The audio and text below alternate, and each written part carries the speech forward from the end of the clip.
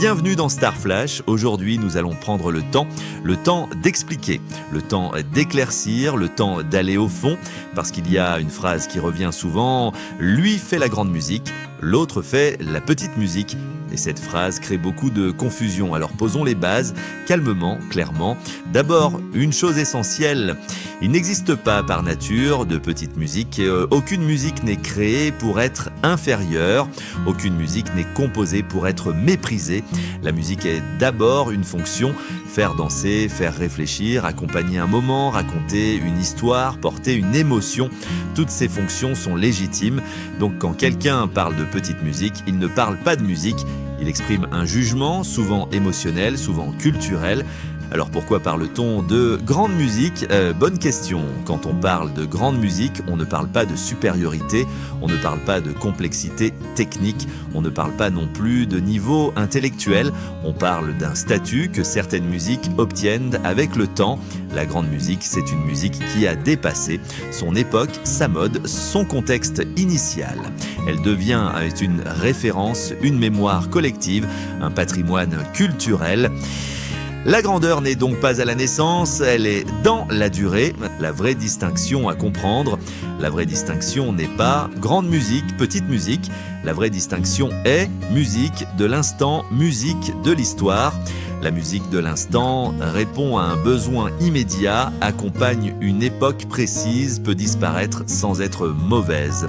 La musique de l'histoire continue de parler, traverse les générations, reste vivante quand son contexte a disparu.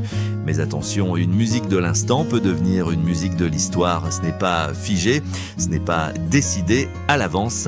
Exemple clair, l'opéra et la rumba. En Europe, l'opéra est considéré comme de la grande musique. Pourquoi ? Parce qu'il est enseigné, archivé, transmis, protégé. Mais surtout parce qu'il raconte l'histoire et les émotions de sociétés entières. La rumba congolaise fait exactement la même chose. Elle raconte l'amour, la douleur, la vie sociale, la mémoire collective. La différence n'est pas la valeur, la différence est le regard culturel. L'opéra est la grande musique de l'Europe. La rumba est la grande musique du Congo. Pas parce que l'une est supérieure à l'autre, mais parce qu'elle joue le même rôle dans des cultures différentes.